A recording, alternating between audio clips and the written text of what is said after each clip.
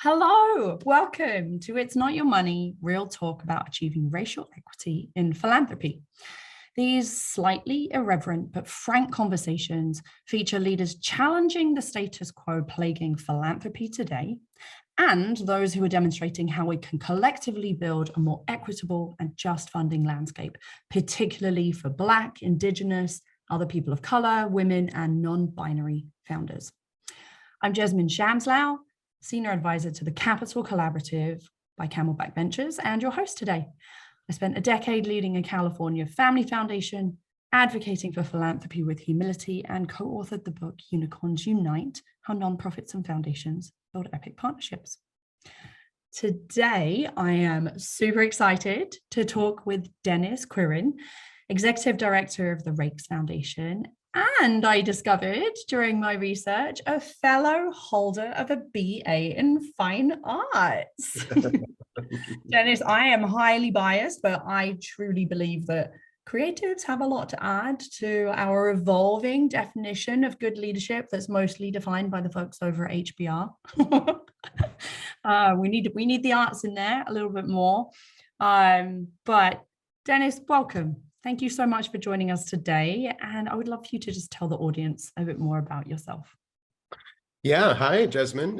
Well, I'm very excited to be here. I'm a big fan of Camelback Ventures, and I'm a fan of this podcast. I think it's pretty neat. I'm glad you guys invited me in. And I will just sort of, give you like a underscore on the fine arts thing. I definitely think that we need way more creatives or just normal people. Frankly, everyone is a creative, but folks that lean into that discipline more, both in leadership positions, elevated in doing the work, et cetera, because we're in a time that's not about the science as much as it is about the adaptation. And that is absolutely something that I learned in my arts degree. So a little bit about myself. I'm a graduate of Carleton College, where I got a degree in fine arts as a painter. Following college, I primarily worked at banks, actually, and did some other kind of corporate jobs for a few years. And then eventually, I found my way into the nonprofit sector through Public Allies. My roommate at the time in Los Angeles, where I was living, got a fax, just to date myself, about the first Public Allies class in LA, and it was focused on community organizing. And I didn't know this work at all. I have been a racial justice advocate from the beginning of my time as a human on this earth, but I didn't have the language. I didn't know the work. And in the 90s, the internet wasn't really a helpful place to find stuff, frankly. So it wasn't as obvious how to get connected. So that program was huge for me. It was definitely the entry point into the nonprofit scene in LA, but also into the social justice and organizing scene, which was the beginning of the kind of current chapter of my life. So I've worked as initially as an organizer, and those first few years doing community organizing, and then working in other community organizing entities in different roles, were huge for me. I think that, a lot of people use the term cut your teeth. That's where my analysis around power, where my sort of approach to team building, to collaboration, all of that really stems from those early days. And I really credit Anthony Thigpen and the rest of the team at Scope in LA for kind of launching me and giving me a real start into understanding how to see the worlds that we're in with a social change perspective and with a very clear understanding of power. So I spent time mostly in California, both doing local, statewide, and then national work around racial justice as an organizer, a political campaigner, a fundraiser, a few other roles. Eventually found my way into philanthropy, and have had a few jobs in philanthropy over the years. My most recent one, before the one I'm in now, was the president of the Neighborhood Funders Group, which is a 42-year-old philanthropic network that's from the beginning of its time has been focused around community-centered solutions to a variety of challenges that you see, from housing to workforce to and labor, et cetera, with a real emphasis around community organizing. So before anybody in philanthropy was talking about organizing, NFG was running conferences in the early 2000s with all the organizing networks, because that network of folks believed that the role of people distributing power differently was an essential part of how change happens in this country. So I left NFG in 2019 and then took on this role as executive director of the Raikes Foundation, where I've been leading the work at Raikes for the past 3 years, including the past 2.5 years of craziness through the pandemic. And that's what brings me here today. Fantastic. And thank you for that little bit of context around NFG as well. It sounds like we have, as a field, as a, this conversation around equity and philanthropy, we have a lot to be grateful for the NFG has pioneered as well. And maybe we'll get into that a little bit more later in the conversation. But before we dive back into your work, I do want us to just take a little detour and quickly talk about language. As our regular watchers or listeners know, the reason that this is one of the reasons that this series is called It's Not Your Money is because when we're incorrectly labeling the money in foundation endowments, donor advice funds as still belonging to founders, then we also act like the money and the foundation belong to them, which perpetuates the concentration of power. So knowing that words influence who holds power, Dennis, what shift in language do you think that we need to make to help diversify power?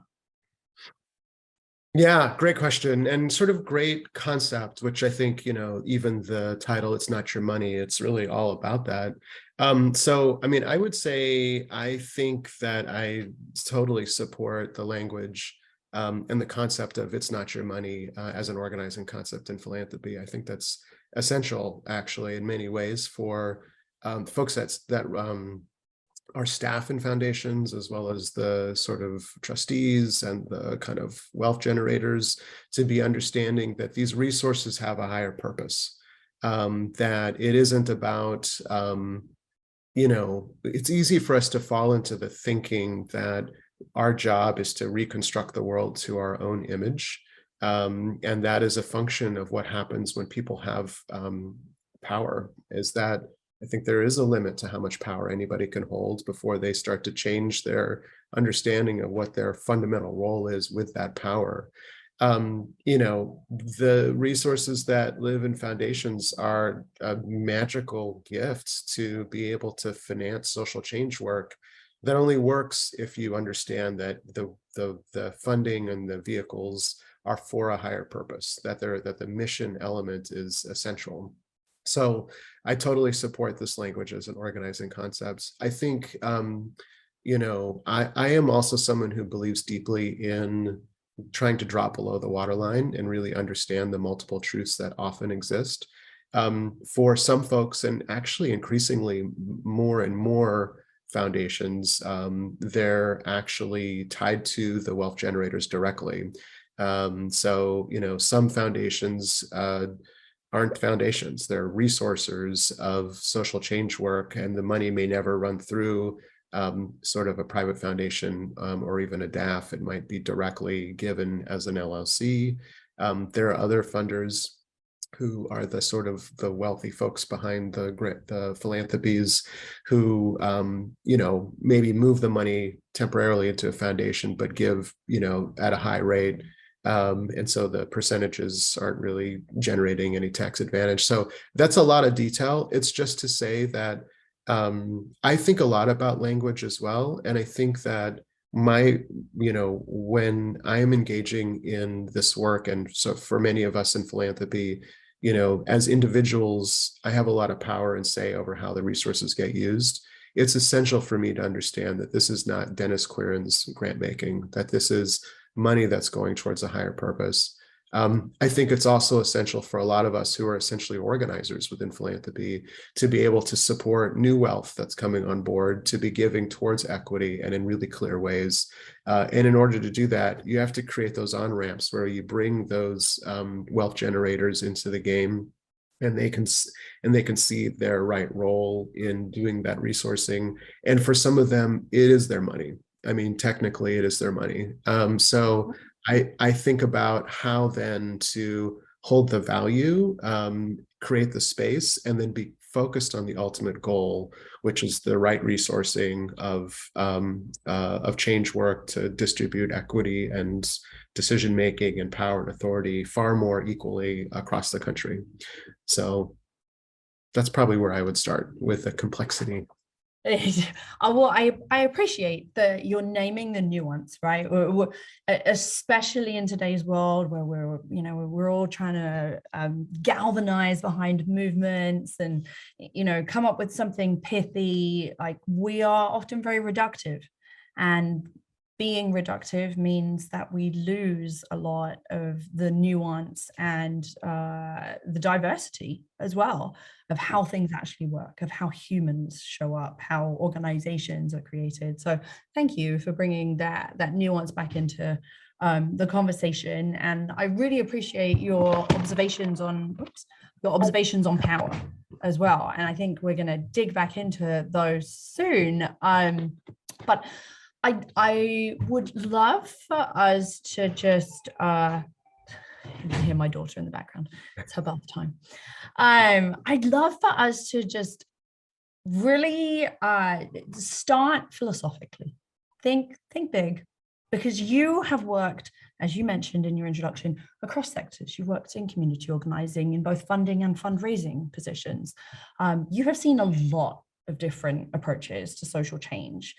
And we all know that there is like a whole spectrum of theories and opinions about how we move towards a more anti-racist future, right?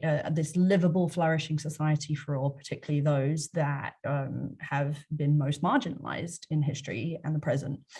And we think about this spectrum, or maybe it's more like a web that goes in a bunch of different directions, but at the most extreme ends, it's kind of only incremental inner individual change.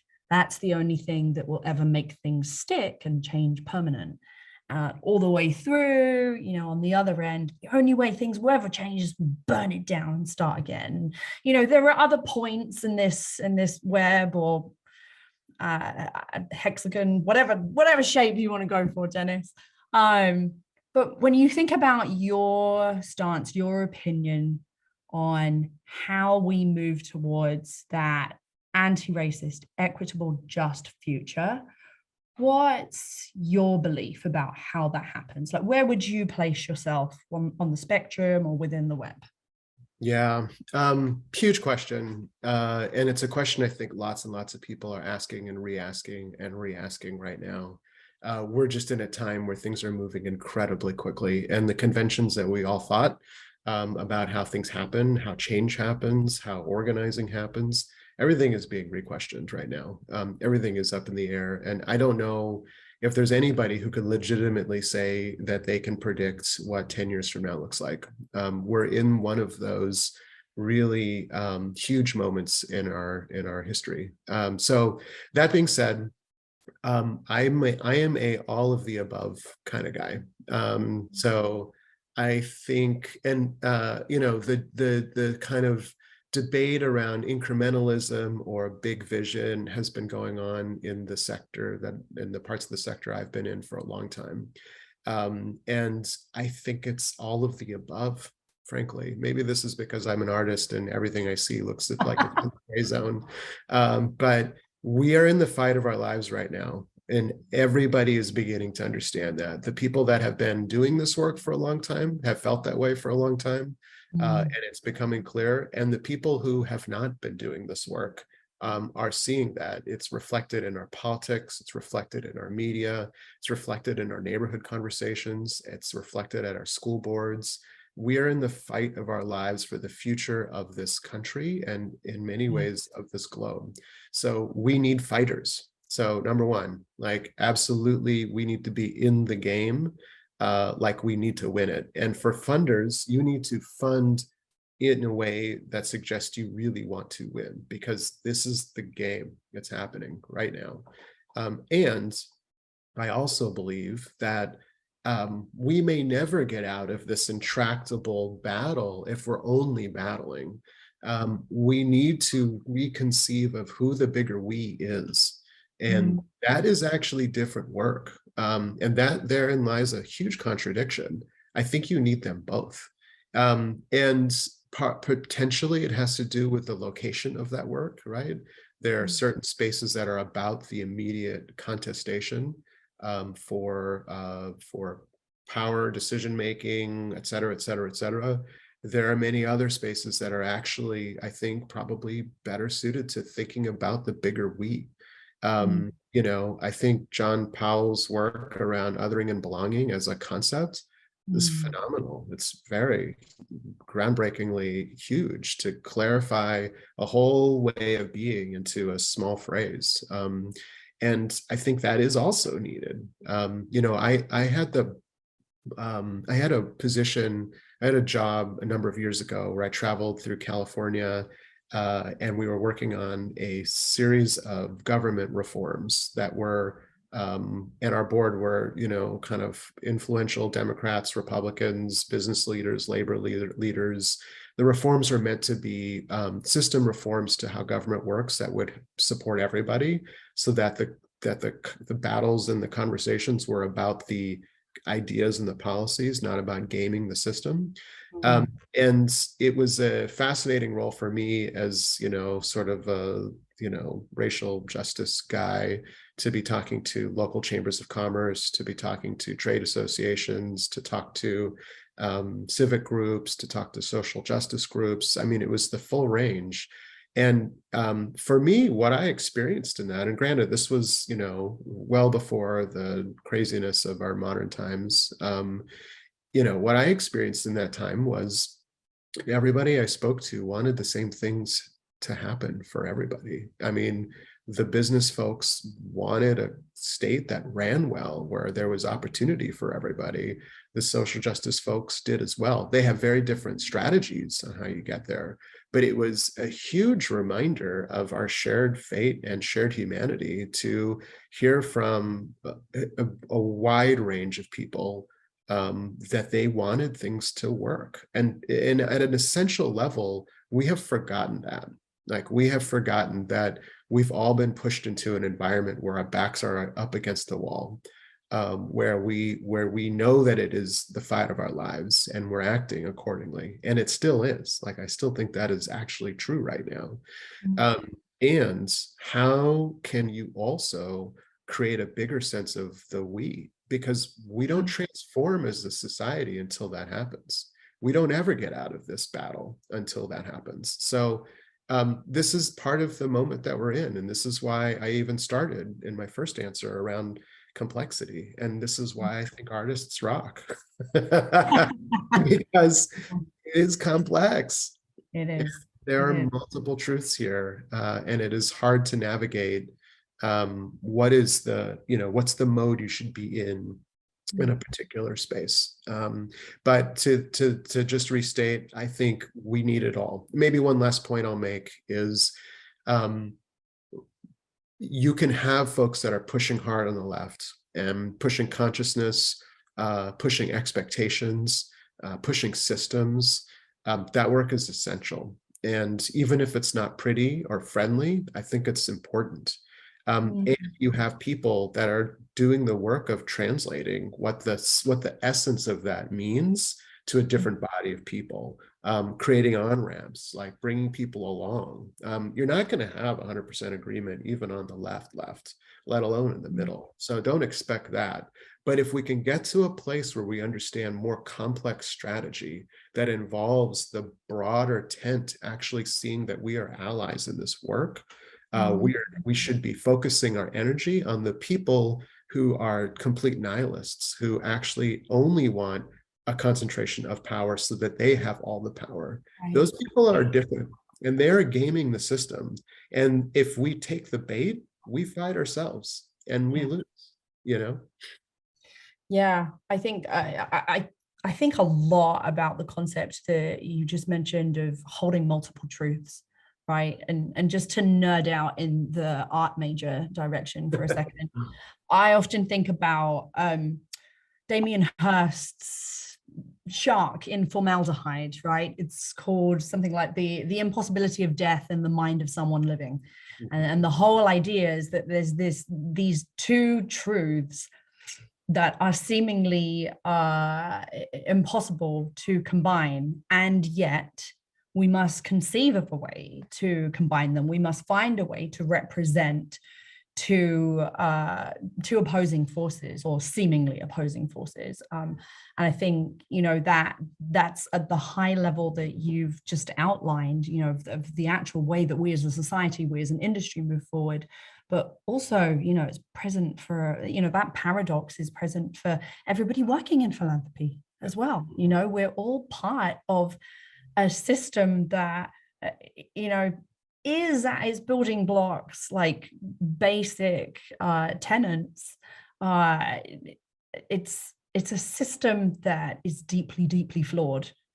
And, when you work in philanthropy, you are trying to change the system and aim for, more equitable future within an incredibly hierarchical structure.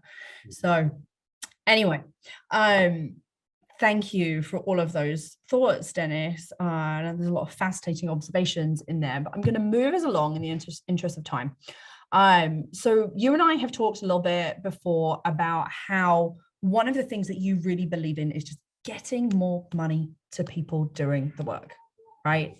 Just how do we get those resources flowing? And, when I think about the work of funders, professionals in philanthropy, a lot of us get a little bit stuck in our buckets. We've all got our funding levels that suit us, and they keep things nice and organized, and they look really good on a chart on our website or whatever, and our board understands them, and we can describe a progression. It's all very logical, right? We provide the same grant amounts year on year, and honestly, it's very rare to find a funder that adjusts their grants for inflation, for instance, like where the grant amounts are actually changing with the cost of producing the work. And I would love for our audience to just hear how you think about grant amounts, and perhaps just some thoughts on how we can challenge our own organizational status quos around getting the right amount of money, getting more money to those that we're funding. Yeah, I think the craft of grant making is actually hard. I think it's easy to move dollars. You can write checks, you can give dollars to lots of things. There's so much, there's almost a limitless amount of good stuff to fund in the world. And I think it's really hard to do really good grant making, frankly, because it does require a lot of adaptation and a lot of flexibility and enough clarity around your values and your approach. So I'll just start with in the past 3 years, particularly the past 2 years to 2.5 years, trust-based philanthropy has really emerged as sort of an approach, almost a call to action for philanthropy. And I love it. I remember years ago getting to know the Whitman Institute, which really was at the center of that whole move. And I'm just so blown away, frankly, by their ability to articulate something that is so simple and so essential that many, many more people in philanthropy are following. I don't know that it's, I am not as deep into the latest conversation within the trust-based philanthropy community, but I see that as a series of sort of values and approaches, maybe in philanthropy, maybe less a funding strategy. I think you can be a trust-based funder and do the work in a variety of ways. I think there are folks who are good at identifying the short list of people they want to support, and then they back them and they step back. And there's a role for that. I think there are others who bring the values of collaboration and partnership into the work, even if they're actively involved in partnership with those groups. But I'm saying all this about trust because I think this question around sort of, adjusting funding levels, I think it ultimately needs to come back to what is actually required to win and to be successful in the work that you're in relationship to. You don't know that until you're actually in deep relationship with that work. And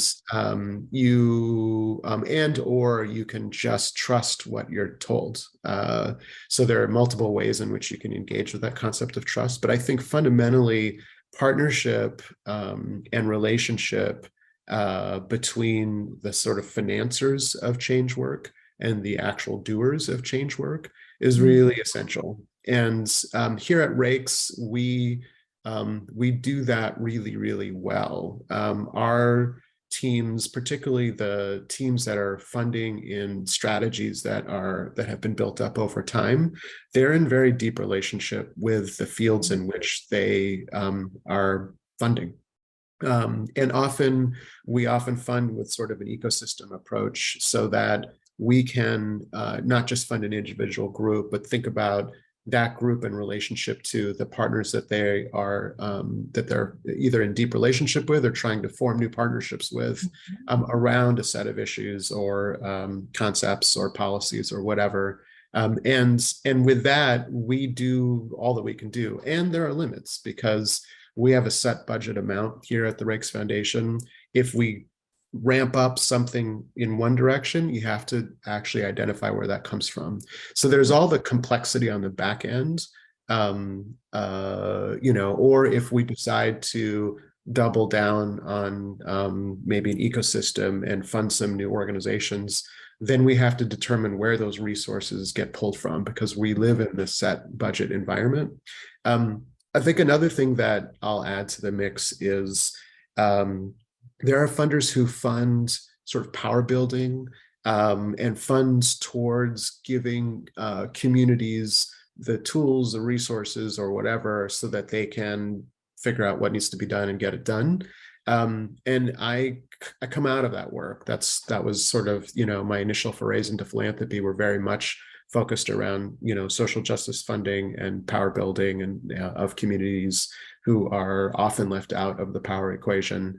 I also see the value of funding within particular program areas or policy areas because that work is super complicated. So if you want to influence a system like the public education system, it benefits you greatly to have a lot of expertise around how to navigate those dollars because there are pitfalls everywhere. So I think, another part of this equation is, are you funding towards power building for organizations that believe in multiracial democracy? Yes, I think absolutely. Are you funding towards people that are working to sort of directly influence critical public systems? Also a big yes. And once again, you need it all. I think if everybody funded in one direction or another, you'll get a skewed set of organizations. I think one of the historical challenges that we've had in philanthropy is for so long, particularly on sort of center to left philanthropy, we've funded primarily on issues and not necessarily this sort of more general purpose approach towards, supporting communities to actually have legitimate agency to determine how things play out. That led to organizations that got built that with leaders and people in those organizations not having the space and flexibility to do the work that they knew needed to happen. So there's a consequence there. I think if we only funded in power building, then you would begin to potentially not get some of the real gains that are needed within public systems. Because public systems, we do funding in education, for instance, it's a massive system that everybody has a relationship with.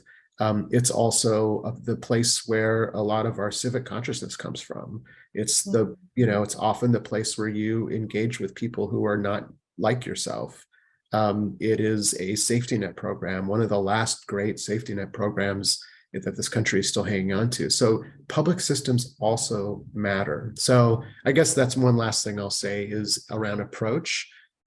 there's a need for all of it, actually. And there's maybe one last thing is, as a field in philanthropy, I don't know that we have donned a collective identity as the financiers of social change or of equity work, but we are. Most of the policy groups, most of the organizing groups, most of the advocates, they're predominantly or exclusively funded by philanthropy, with a broader definition of what philanthropy is. That means that we're the finance mechanism and the finance engine for a massive amount of change that's happening in this country. And I do think there's a need for funders to really push themselves to have a bigger collective identity as the financiers of change, not just the financiers of the priorities of my specific foundation, because that broader identity, it will force a stance or support a stance for funders to be in much deeper collaboration and much deeper alignment across the field. And that is super critical. You've really piqued my interest with this idea of what is our collective identity within philanthropy. And I completely agree with you. We spend a lot of time thinking about our brand, our, external presentation or presence as individual organizations. Especially because a lot of time philanthropy is tied to the legacy of one group of people or one company or whatever it might be. But that question of what is our collective identity, I agree with you. I don't think we've really asked this question in a broad, meaningful fashion, perhaps not outside affinity groups like network, philanthropy network organizations, council and foundations, GEO, all of those organizations that kind of help different types of foundations come together, but it's still not necessarily about a collective identity. It's more just, this is something we've got in common. We're all family foundations, or we're all, community foundations or whatever. So I wish we had time to dive into that, because I think that would be a fascinating conversation. Hopefully we can have that on another day, Dennis, but we are coming up to the end of our time together. And so I want us to end reflecting on the future. And so if your dreams were realized for how the funding world evolves, and a lot of the suggestions and the observations that you have made today in our conversation were absorbed and demonstrated by our industry. Can you describe how you think things would look different in philanthropy, let's say 25 years from now, particularly, given the lens that we're really focused on in this conversation for leaders of color and communities of color? Yeah, gosh, 25 years. It's a lot of time, and it's going to go quick, both. I hope a few things. I hope that there are certain values and certain approaches that are just in the DNA of philanthropy, in a way where it's not a debate so much. When I started at Neighborhood Funders Group, I'll say I thought about this question a lot. And I thought at the time, it's a bit of a different time now, but there's some things that I think that still apply. I thought about how, back in those days, people talked about effectiveness and what is effective philanthropy. And a lot of the ideas around effectiveness were tied to what you might think of as strategic philanthropy, logic models, theories of change. I think that stuff actually still holds up reasonably well. But I felt then, and I feel now, that some of the values and principles and tenets and approaches of social justice philanthropy is sort of my broader old-timey shorthand. They should be embedded in how we think of what effective is. You can't actually be effective in resourcing change work unless you have the bigger picture in mind. You can't target the middle of the target unless you see the whole tapestry of how we got here, of sort of what the root causes are, what the root areas are to change, what kind of timelines those take. Like, I think we're in a movement where more of this is becoming common in the conversations in philanthropy, but I think there's still a long ways to go. And it ties into some of your questions, including how do we understand our power in philanthropy? And what is even the right profile of someone who should be in a program role in philanthropy? Like, how are you a learner? How are you holding up real humility? How are you tempering the power that you have, but how are you also leaning into it? Like, I actually think we're in a time where we need everybody to be very powerful. I don't think we need people to not be powerful so that others can be powerful. This is a lean in time. And there's a way where that can recreate the problems that we've had. And there's a way where we can lean into the power that you have in philanthropy and match that with the power that you have as practitioners in the work. With a better understanding of our right role as financiers of change. That is the place where we lead. And there's real leadership required in that. And it does require humility. It requires a belief in the possible and the things we don't know to become possible. I think, I don't know if 25 years is the right time horizon, but at some point, philanthropy should be smaller and smaller and smaller. At some point, we shouldn't be the ones that are financing change. It should be how the world works. It should include a right sizing of tax structures and the distribution of resources and opportunities, through vehicles that are just by design going to be more democratic than we are. I don't think we're there yet, and I think that there's a bridge role that we have to play that's essential. And that's not the future state in my mind at all. The future state is hopefully very different. At the end of the day, multiracial democracy as a construct is one of the most beautiful things around. And it requires you, if you have power, to leave that to the side. It's about a fair distribution of power and agency amongst all people. And whatever we need to do to get there, we need to do that because it's the only thing that's going to keep some of our worst tendencies in check. And it's the only way where people have the opportunity to become who they want to be. So that's the future I hope for. Oh, love it. Love it, love it, love it. Dennis, oh my goodness. I really appreciate you sharing your observations from, the 60,000 foot all the way down to the individual experience of, people working in this field. And I think there's a lot for people to chew on in there. Thank you so much for just sharing and being here and part of the conversation. Thank you, Jessamine. This was a lot of fun. I appreciate the opportunity. Likewise. Viewers, we hope that you have enjoyed the conversation today, and you can check out other resources and information about Raikes Foundation at two websites. There's raikesfoundation.org and medium.com/the-promise. We'll pop those in the chat for you as well. And please do, of course, check out the Capital. Got another guest coming on. Please do check out the Capital Collaborative Program by Camelback Ventures. This is Camelback's program that helps white funders deepen their commitment and efforts to advance racial equity and racial justice through their work in philanthropy and impact investing. And we are always accepting applications for our next cohort. It's a rolling basis. You can find more information at camelbackventures.org. And that is all for today. Thank you so much, Dennis. Thank you all for listening, and we will see you next month.